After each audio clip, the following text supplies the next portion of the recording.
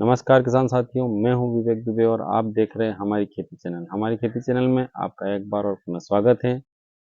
जैसा कि हर वीडियो का कोई ना कोई विषय होता है, ऐसे ही आज के हमारे इस वीडियो का मुख्य विषय है क्विनोआ फसल। जी हाँ किसान मित्रों, आज के वीडियो में हम जानेंगे क्विनोआ फसल की A to Z जानकारी। क्विनोआ एक बथुआ प्रजाति का सदस्य है जिसका वानस्पतिक नाम चिनोपोडियम क्विनोआ है। क्विनोआ की खेती मुख्य रूप से अनाज फसल के रूप में की जाती है।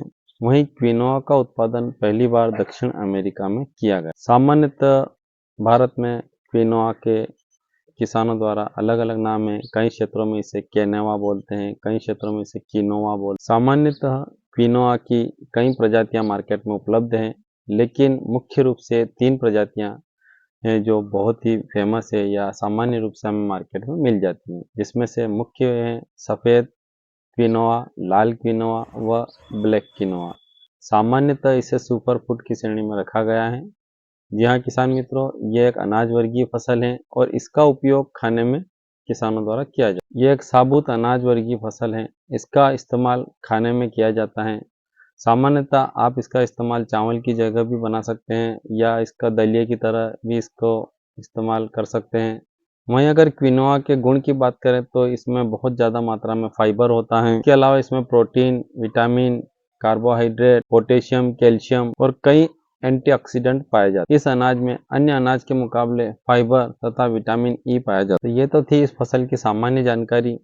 अब बात करते हैं इस फसल को किस समय लगाना चाहिए या इसकी खेती किस तरीके से की जानी। बात करते हैं क्विनोआ की खेती कैसे की जाती है, प्रति दर कितना बीज लगता है, कितना पानी लगता है, इसके लिए सामान्यतः कौन सी मिट्टी अनुकूल रहती है, वह इसका ठंड का या मौसम का अनुकूल या प्रतिकूल प्रभाव इस फसल पर कैसा रहता है। वहीं साथ ही साथ इसकी मार्केट में इसका क्या भाव है, वह प्रति बीघा कितना इसका उत्पादन होता है। तो वीडियो में लगातार बने रहिए और वीडियो अच्छा लगे तो इसे लाइक, सब्सक्राइब और शेयर जरूर कीजिए। तो आइए बात करते हैं क्विनोआ फसल की खेती सामान्यतः कैसे की जाती है। तो सबसे पहले क्विनोआ की फसल की बात करते हैं, इसे किस मौसम में लगाई जाती है। तो क्विनोआ की फसल सामान्यतः सभी मौसम में लगाई जा सकती है, लेकिन ज़्यादातर इसे रबी के मौसम में ही लगाया जाता है। बारिश के मौसम में लगाने पर ये बारिश के कारण जल्दी खराब हो जाती है, क्योंकि इसका बीज बहुत जल्दी अंकुरित होता है। अगर गीली हो जाती है तो 24 घंटे में इसका बीज अंकुरण हो जाता है। इसलिए सामान्यतः इसको बारिश के मौसम में किसान नहीं लगाते हैं। वहीं इसे गर्मी के मौसम में भी आप इसे लगा सकते हैं, लेकिन सामान्यतः सबसे ज़्यादा अगर बुआई इसकी होती है तो वो रबी के मौसम में होती है और रबी के मौसम में ही लगाने पर हमें इसका अच्छा उत्पादन प्राप्त होता है। दूसरी बात अगर बात की जाए तो सब इसकी खेती किस तरीके से की जाती है। सबसे पहले तो इसको लगाने के लिए सबसे पहले अपने खेतों की अच्छी गहरी जुताई कर ले। उसमें जो भी आप फर्टिलाइजर देना चाहते हैं, सिंगल सुपर फास्फेट है या DAP है या 12-32-16 या जो देसी गोबर की खाद है, जो भी आपके पास उपलब्ध हैं वो आप इसमें अच्छे से खाद दीजिए। उसके बाद आप अपने खेत की जुताई करवाइए। जुताई करवाने के बाद पाठा वगैरह लगवा कर आप उसमें अच्छे से क्यारी बना दीजिए। क्यारियाँ बनने के बाद आप इसका बीज, क्यारी बनने के बाद ही अपने को खेतों में इसका बीज डालना है। सामान्यतः इसके बीज की बात करें तो इसका बीज बहुत ही बारीक इसका दाना रहता है, जो बहुत ही छोटा रहता है। तो इसे हम क्यारी बनाने के बाद ही डालें तो ज़्यादा बेटर रहेगा। उसके बाद इसका बीज हमें क्यारी में फूँकना है और फूँकने के बाद इसे पिलाना है। अब बात करते हैं इसकी बीज दर की। तो सामान्यतः इसका बीज दर हमें 1 एकड़ के लिए 1.5 से 2 किलोग्राम पर्याप्त होता है। क्योंकि इसका बीज बारीक होता है, इसलिए 1.5 से 2 किलोग्राम 1 एकड़ के लिए इसका बीज पर्याप्त है। तो अच्छे से क्यारी बना लीजिए और 1.5 से 2 किलो बीज आप 1 एकड़ में इसको डाल दीजिए। अब बात करते हैं इस फसल के लिए कितना पानी लगता है। तो सामान्यतः क्विनोआ की फसल सबसे कम पानी वाली फसल है। सामान्यतः यह 2 से 3 पानी इसके लिए पर्याप्त होता है और अगर 4 पानी अगर आपके पास हैं तो ये इसके लिए बहुत बहुत ज़्यादा पर्याप्त पानी हो गया। तो क्विनोआ की फसल एक ऐसी फसल है जो बहुत कम पानी में भी आपके हो जाती है। लास्ट ईयर मैंने 1 एकड़ में इस फसल को लगाया था और चूँकि मेरे पास पानी की बहुत कमी है तो मैंने इसको फर्स्ट जो क्यारी के करने के बाद इसको तुरंत पिलाया और उसके 10 दिन बाद एक बार इसमें पानी छोड़ दिया था। उसके बाद मेरे पास पानी नहीं था, तो भी ये इसने 1 एकड़ में समथिंग 2 से ढाई कुंटल मेरा क्विनोआ अच्छा हुआ। और इस बीच में अगर आपके मावठा वगैरह साथ दे देता है तो ये अच्छा प्रोडक्शन हमें दे देती है। लेकिन लास्ट ईयर इतना अच्छा मावठा नहीं होने के कारण मुझे इसका प्रोडक्शन 1 एकड़ में 2 से 2.5 क्विंटल ही मिला था।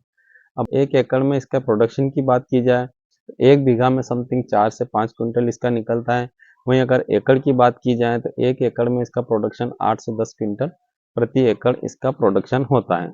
अब बात करते हैं इसके लिए कौन सी मिट्टी की आवश्यकता होती है। तो क्विनोआ एक ऐसी फसल है जिसके लिए सबसे हल्की मिट्टी ही पर्याप्त होती है।